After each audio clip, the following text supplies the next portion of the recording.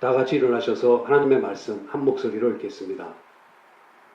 이사야서 10장 15절에서 34절까지의 말씀입니다.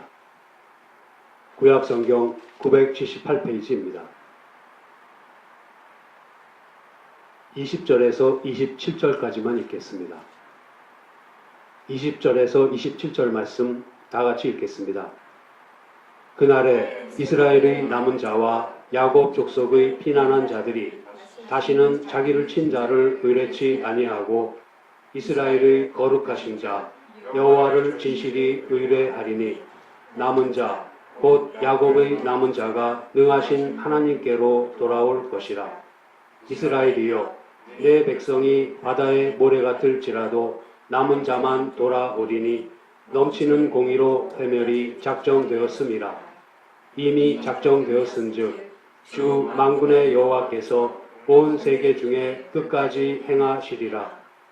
주 만군의 여호와께서 가라사대 시온에 거한 나의 백성들아 아수르 사람이 애굽을 범받아 막대기로 너를 때리며 몽둥이를 들어 너를 칠지라도 그를 두려워 말라.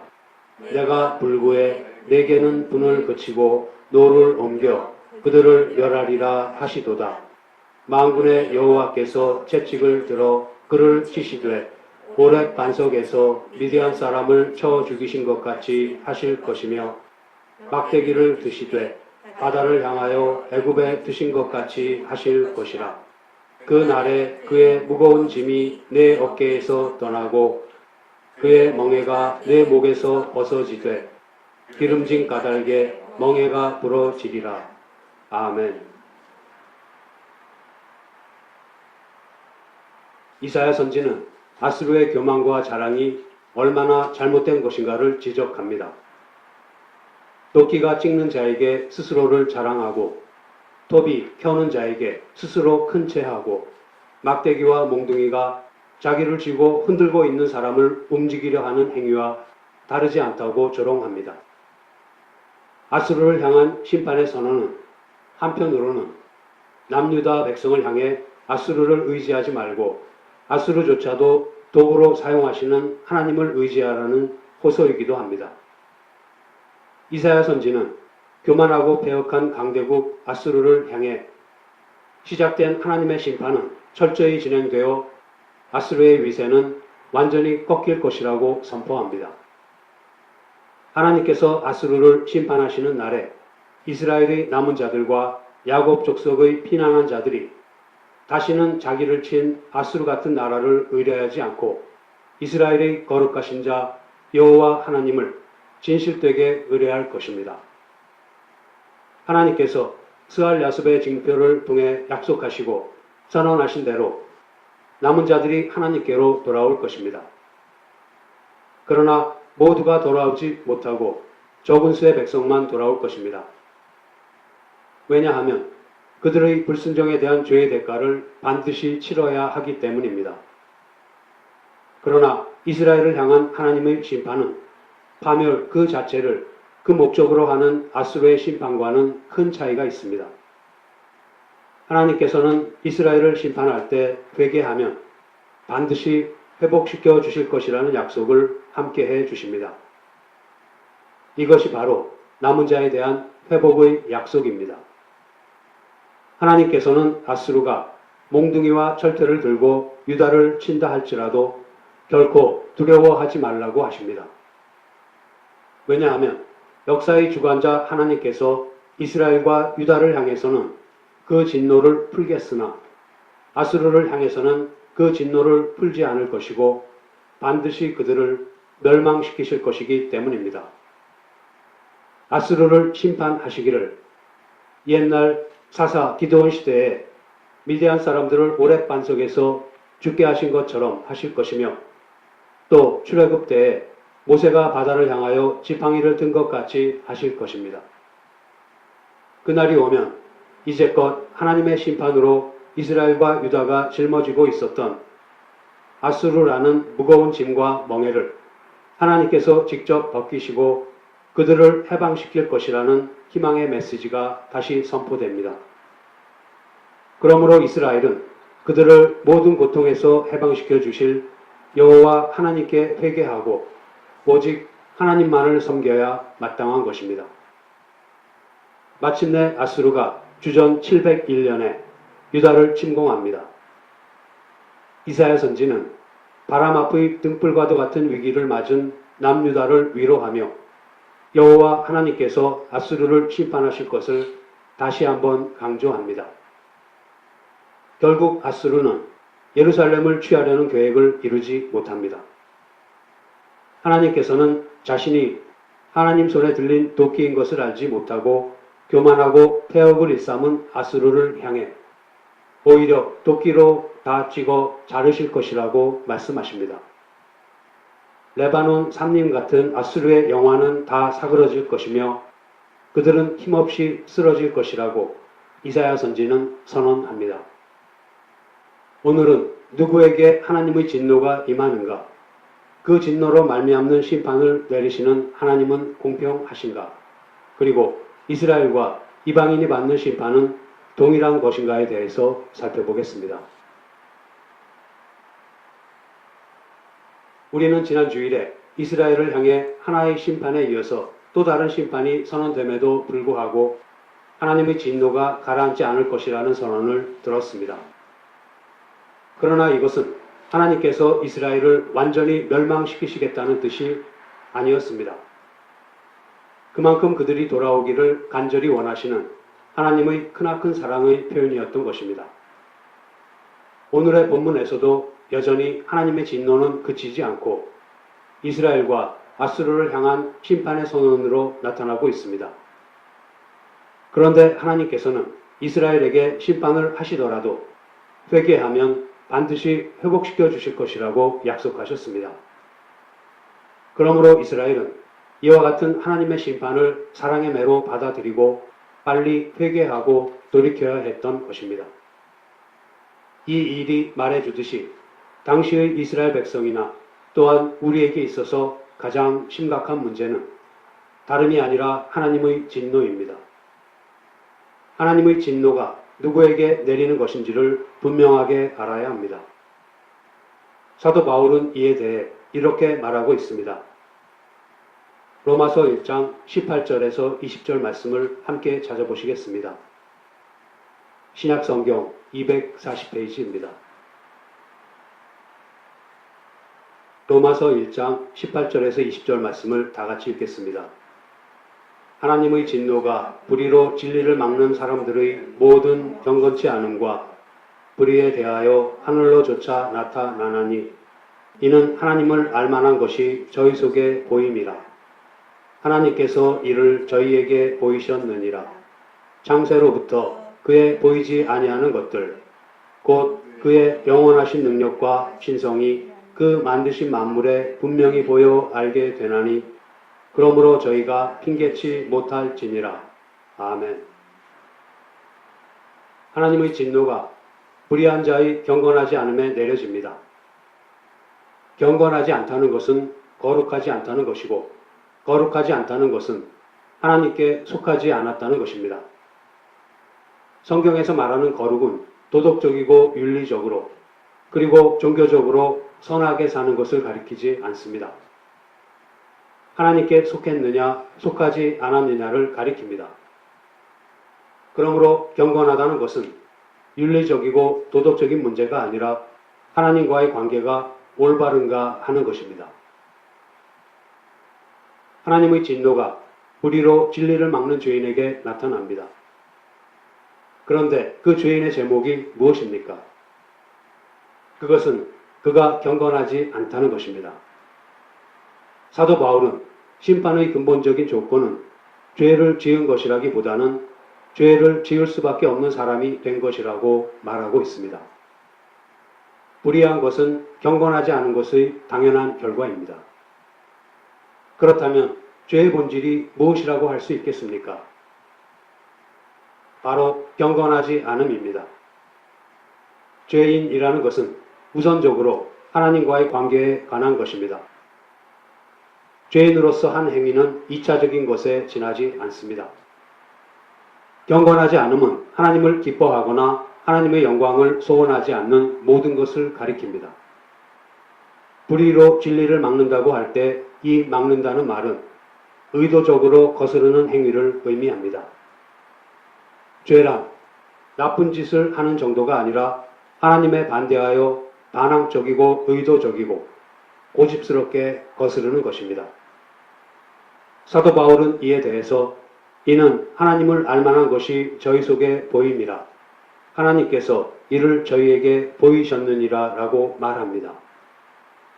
하나님께서 자기에 대하여 알만한 것을 그들에게 나타내셔서 그것이 그들에게 분명해졌는데도 어떻게 해야 하는지를 일부러 거스르고 있다는 뜻입니다. 다시 말하면 하나님께서 무엇을 원하시고 무엇을 싫어하시는가에 대해서 알면서도 의도적으로 거스른다는 뜻입니다. 온 우주 만물의 주인이시고 우리를 지으신 하나님과의 관계가 끊어져 있으면 하나님의 진노 아래에 있을 수밖에 없습니다.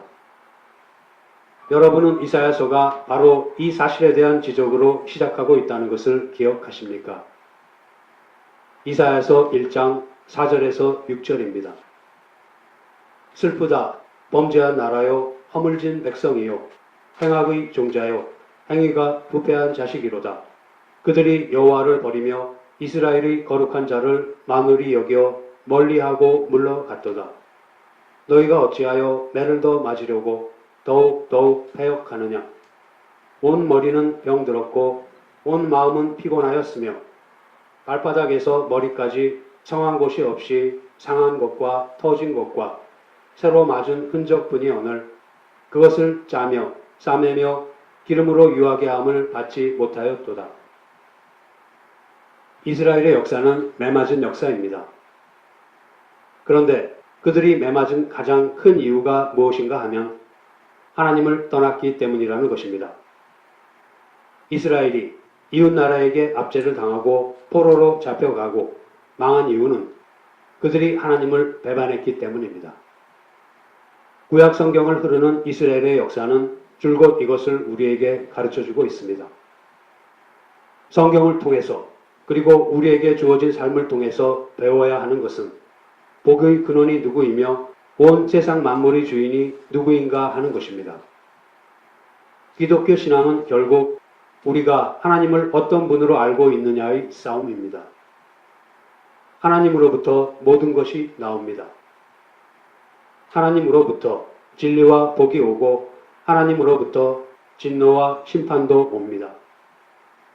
그리고 하나님의 진노로부터 벗어나는 것이 우리에게 주어진 가장 심각한 싸움인 것입니다. 그런데 하나님으로부터 모든 복이 나오며 또한 하나님으로부터 심판이 있다는 것을 굳게 붙들지 못하는 것이 우리의 가장 큰 문제입니다. 하나님으로부터만 생명이 오고 진리가 오고 지혜가 오며 의가 오고 선이 옵니다. 그러므로 하나님과 단절된 인간은 혼자서 그 어떤 것도 만들어내지 못합니다. 죄인에게는 갈급하게 하나님을 소원하는 마음이 없습니다. 그것은 모든 것을 스스로 해나갈 수 있다고 생각하기 때문입니다. 흔히 사람들은 이것을 인본주의라고 부릅니다. 그러나 하나님과 화목하지 않고 불의한 일을 하지 않겠다는 것은 불가능한 일입니다. 예수 그리스도를 믿고 십자가의 필요성을 인정함으로써 자기의 죄인된 것을 인정하며 회개하지 않고서는 의롭게 사는 일은 불가능합니다. 하나님께서 신자의 양심을 소생시키시고 영혼을 중생시키셔서 의롭고 거룩하고 선하게 살게 하지 않으셨다면 신자도 불의한 자와 다름이 없습니다. 우리가 실제로 누구를 죽인 적은 없다고 할지라도 입으로는 수많은 사람을 죽였고 또 마음으로는 수없이 도둑질을 하고 간음을 하고 있습니다. 우리는 불의한 자보다 결코 낫다고 이야기할 수 없습니다. 그러면 우리는 어떻게 해야 하는 것입니까? 하나님과 우리의 관계에 대해서 보다 깊이 생각해야 합니다. 우리에게 닥치는 모든 시험은 결국 하나님과 우리의 관계를 깨뜨리려는 유혹입니다. 이 시험에 지지 말아야 합니다. 그리고 모든 저주는 하나님과의 관계가 단절되는 데에 있다는 것을 잊지 말아야 합니다. 악에게 지지 말고 거룩을 향해 나아가는 가운데 우리의 삶이 하나님의 뜻에 합당하도록 살아가야 합니다. 하나님의 진노가 하나님을 외면한 모든 사람에게 임하는 것을 늘 기억해야 합니다. 하나님을 사랑하며 하나님을 따르기 위해 자기를 부인하는 경건의 연습을 게을리하지 말아야 합니다.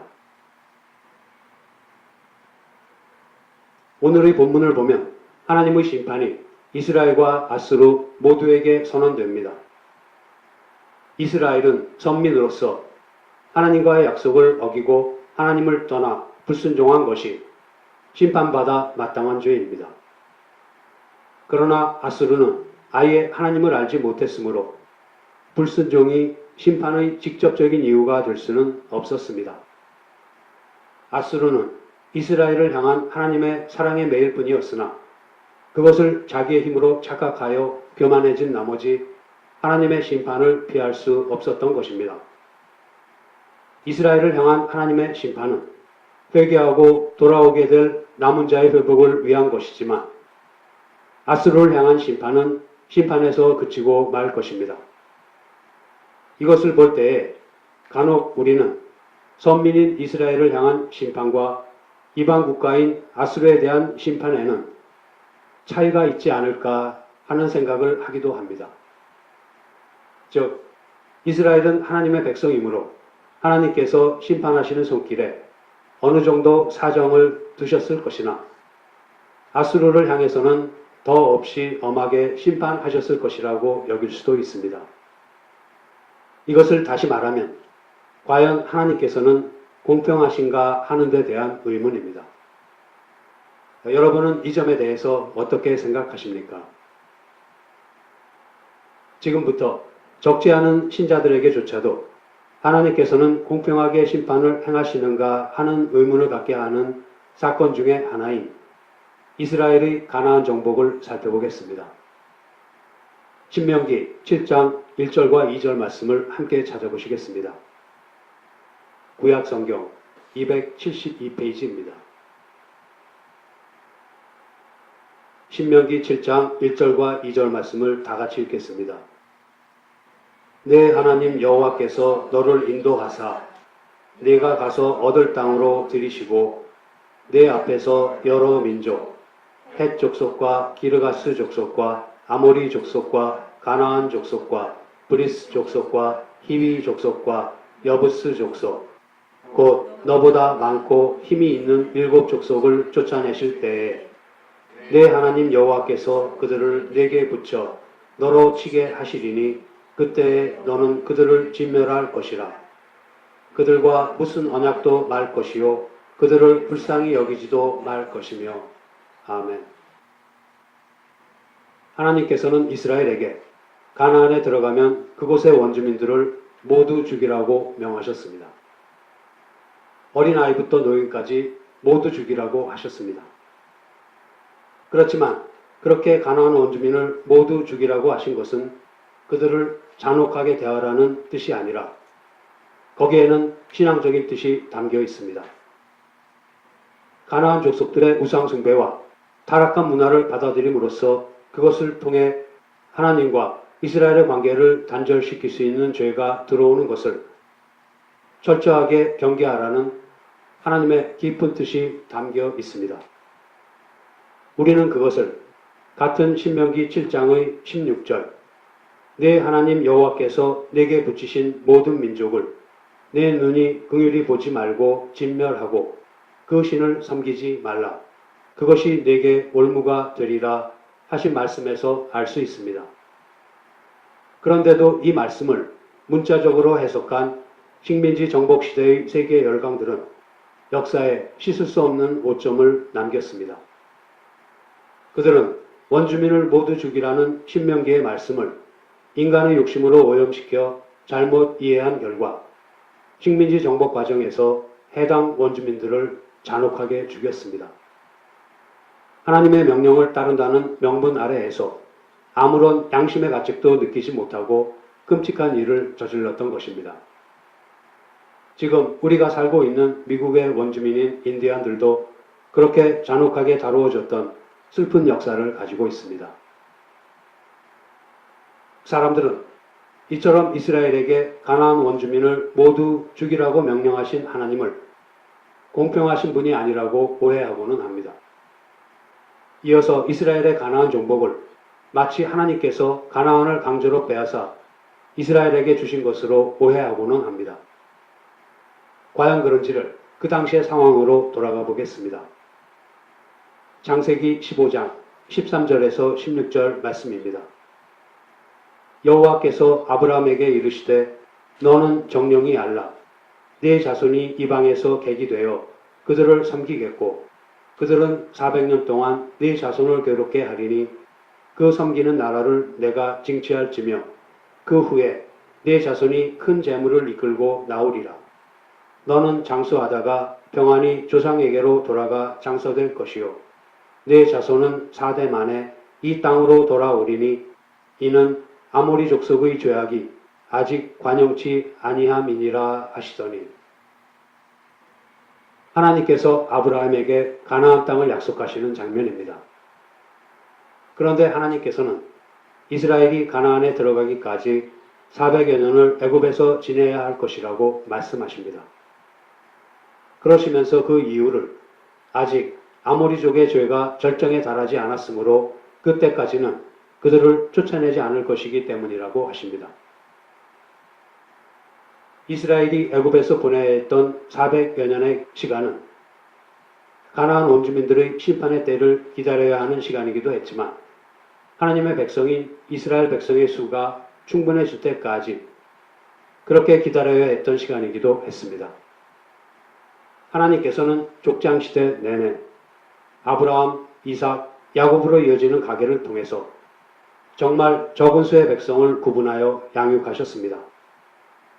그렇게 보존하신 70인의 백성을 애굽에 들여보내시고 마침내 한 나라를 이루기에 충분한 수인 장정만 60만 명에 이르게 하셨습니다. 그리고 이스라엘은 가나안에 들어가는 일을 눈앞에 두고 있으며 그렇게 세워진 이스라엘은 하나님께서 다스리시는 신정국가입니다. 이로써 하나님 나라를 이루기 위한 국민, 영토, 주권이 모두 갖추어지는 것입니다. 이와 같은 400여 년은 가나안을 정복한 뒤에 세워질 하나님 나라의 백성이 양육되는 것과 가나안 원주민들의 심판의 때가 다가오는 것을 기다리는 일이 동시에 일어난 시간이었습니다. 그러므로 이스라엘의 가나안 정복은 곧 가나안 원주민의 심판을 의미합니다. 하나님께서 강제로 가나안 땅을 빼앗아서 이스라엘에게 주신 것이 아니라 가나안 원주민들이 마땅히 심판받을 때가 되어서 심판을 받은 것 뿐입니다. 이러한 가나안 원주민들에 대한 심판은 또한 이스라엘이 하나님과의 언약을 어기고 하나님을 떠나 불순종하면 이스라엘 역시 그 땅에서 뽑혀 다른 곳으로 내쳐질 것에 대한 상징적인 경고를 나타내고 있습니다. 우리는 역사를 통해서 이스라엘이 얼마나 엄중한 하나님의 심판을 받았는가를 알고 있습니다.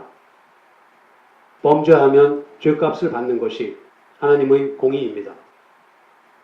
이스라엘의 죄악은 그들이 정복했던 가나안 원주민들의 죄악보다 더하면 더했지 그보다 덜하지 않았습니다.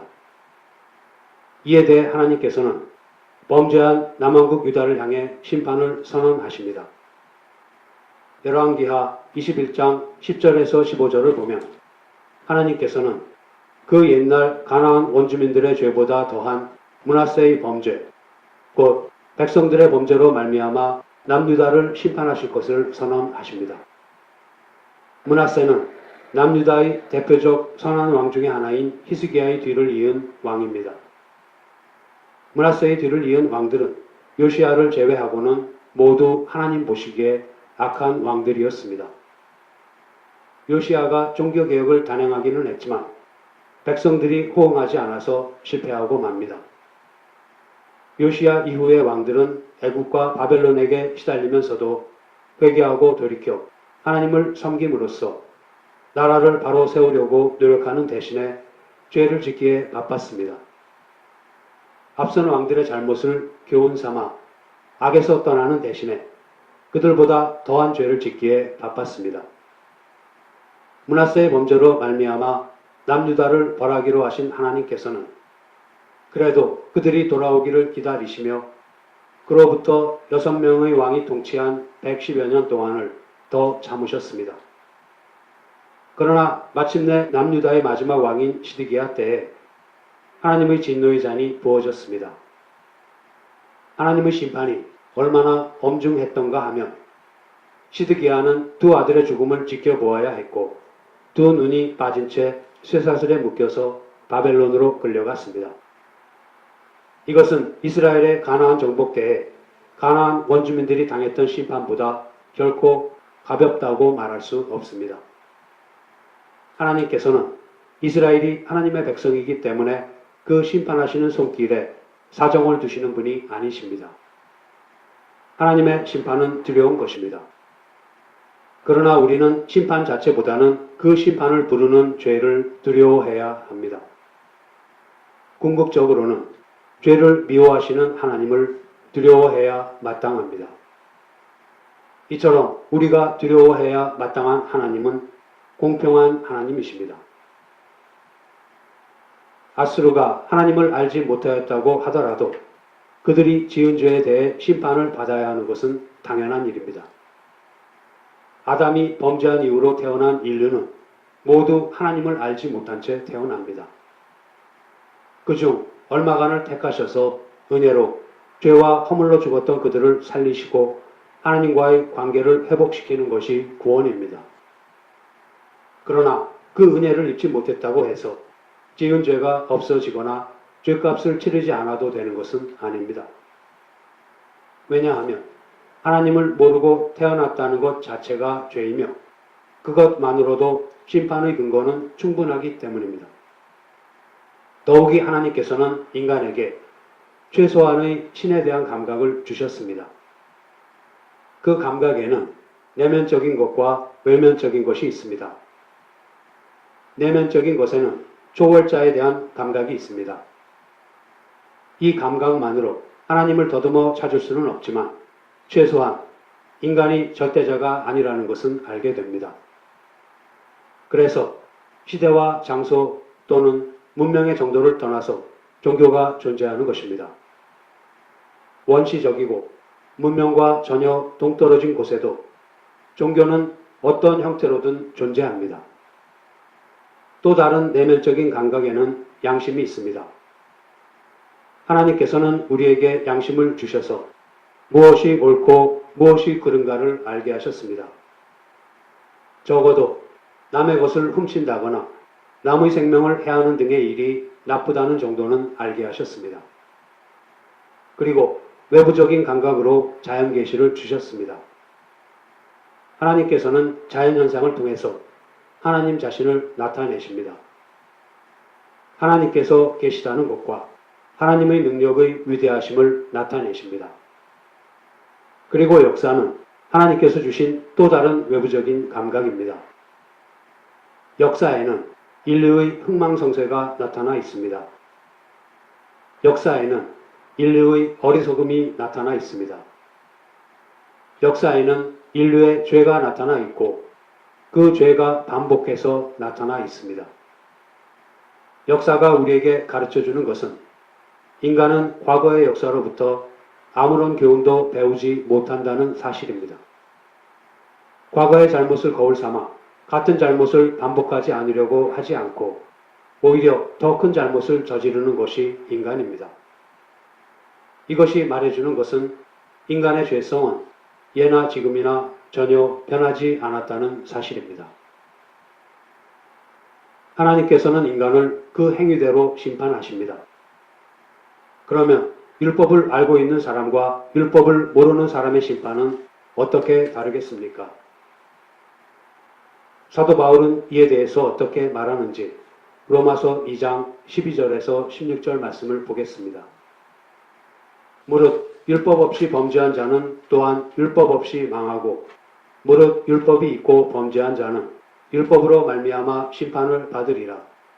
하나님 앞에서는 율법을 듣는 자가 의인이 아니요 오직 율법을 행하는 자라야 의롭다 하심을 얻으리니 율법 없는 이방인이 본성으로 율법의 일을 행할 때는 이 사람은 율법이 없어도 자기가 자기에게 율법이 되나니 이런 이들은 그 양심이 증거가 되어 그 생각들이 서로 혹은 송사하며 혹은 변명하여 그 마음에 새긴 율법의 행위를 나타내느니라. 곧 내 복음에 이른 바와 같이 하나님이 예수 그리스도로 말미암아 사람들의 은밀한 것을 심판하시는 그날이라. 율법을 기준으로 하든 양심을 기준으로 하든 지은 죄에 대해서는 반드시 심판을 받는다고 합니다. 그런데 그 심판의 기준이 단순히 율법의 세부 사항을 지키느냐 지키지 않느냐에 있는 것이 아니라 율법의 궁극적인 목표대로 하나님을 따라 거룩하게 되려고 하느냐 하나님께 순종하려고 하느냐에 있다고 합니다. 비록 하나님에 대해서 모르는 사람이라도 죄를 범했으면 양심에 따라 상응하는 심판을 받을 것입니다.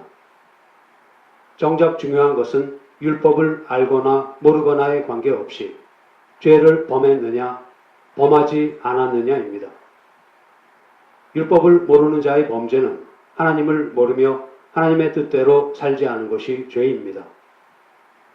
하나님을 몰랐다는 것이 핑계가 되지 않는 것은 최소한의 양심이 주어졌기 때문입니다. 율법을 모르는 사람에게는 양심이 지은 죄를 알게 해줍니다. 율법을 아는 자에게는 양심이 지은 죄에 대해 알게 해줄 뿐만 아니라 율법이 그것이 죄라는 것을 더욱 분명하게 알게 해줍니다. 그러므로 하나님의 심판대 앞에서 변명하거나 부당하다고 말할 수 있는 사람은 아무도 없다는 것을 잊지 말아야 합니다. 이제 말씀을 마치겠습니다. 하나님께서 인간을 심판하시려고 할 때에 그 심판에 대해 변명하거나 핑계를 대거나 또는 부당하다고 말할 수 있는 사람은 없습니다. 이방인들은 하나님을 몰랐다는 핑계를 댑니다. 이스라엘은 율법을 가진 것으로 자기들과 이방인을 구별했습니다. 이스라엘은 하나님께서 자기들을 백성으로 삼으셔서 율법을 주신 것을 이미 구원받은 표로 여겼습니다. 그래서 자기들은 심판과는 상관이 없다고 생각했던 것입니다. 그러나 이스라엘이 율법을 받은 것은 구원의 표로 받은 것이 아닙니다. 하나님께서는 이스라엘뿐만 아니라 이스라엘을 통해 전 민족에게 하나님은 누구시며 하나님께서 어떻게 은혜와 긍휼과 자비와 심판을 베푸시는가를 알게 하시기 위해서 이스라엘을 선민으로 부르셨습니다. 사람은 누구나 그 행한 대로 심판을 받습니다. 그러므로 이방인이나 이스라엘이나 하나님께서 원하시는 거룩에 이르지 못한 것 때문에 심판을 받는 것입니다. 자기들의 악한 행동을 따라서 심판을 받는 것입니다. 성경은 이스라엘이거나 이방인이거나 그 누구도 스스로의 능력이나 의지로 하나님의 심판을 면할 수 있는 자가 없다고 선언합니다. 그것은 이렇게 기록된 성경 말씀과 같습니다. 의로운 사람은 없으니 하나도 없으며 깨닫는 사람도 없고 하나님을 찾는 사람도 없다. 모두 진리에서 떠나 쓸모없게 되었고 선을 행하는 사람이 없으니 하나도 없다. 어느 한 사람이 다른 사람보다 도덕적으로나 윤리적인 면에서 조금 나을 수는 있습니다. 그러나 아무도 스스로 하나님을 찾거나 스스로 하나님의 마음에 들게 할 수 있는 사람은 없습니다. 하나님께서 구원을 베풀지 않으셨다면 우리는 죽을 수밖에 없는 존재입니다. 구원받기 전에 우리는 거룩하지 않고 허물이 많은 존재였습니다. 만일 우리가 이와 같은 구원받기 전의 상태를 분명히 알고 있지 않다면 우리가 어떤 자리로 부름받았고 그 부름받음이 어떤 것으로 이어져야 하는지를 모르게 됩니다. 다시 말하면 우리의 신앙을 바로 세워나가기가 어렵다는 것입니다. 성도 여러분, 우리가 구원받기 전에는 하나님의 진노와 심판 아래에 있었다는 사실을 분명히 기억함으로써 우리의 존재를 늘 하나님과의 관계로 확인하는 저와 여러분이 되기를 소원합니다. 기도하시겠습니다. 하나님 아버지, 저희들을 향한 심판의 근본적인 이유는 죄를 지을 수밖에 없는 사람이 된 것이라고 가르쳐 주셨습니다. 저희들이 불의한 것은 경건하지 않기 때문이라고 가르쳐 주셨습니다. 주님과의 관계가 올바른가를 늘 돌아보게 하셔서 주님에 반대하여 반항적이고 의도적이고 고집스럽게 거스르는 어리석음에 빠지지 않게 하여 주시옵소서. 주님과의 관계를 깨뜨리려고 하는 시험에 져서 진노하시는 주님의 손에 떨어지지 않도록 주님의 뜻에 합당한 삶을 살아갈 수 있게 도와주시옵소서. 율법으로든 양심으로든 사람이 그 행한 대로 심판을 받는다고 하셨으니 심판보다는 그 심판을 부르는 죄를 더 두려워하고 또 죄보다는 그 죄를 미워하시는 주님을 경외함으로써 신앙을 바로 세워나가게 해 주시기를 원합니다. 이것을 위하여 늘 갈급하게 주님을 소원하는 마음으로 살아가는 저희들이 되게 하여 주시옵소서. 우리 주 예수 그리스도의 이름으로 기도드립니다. 아멘.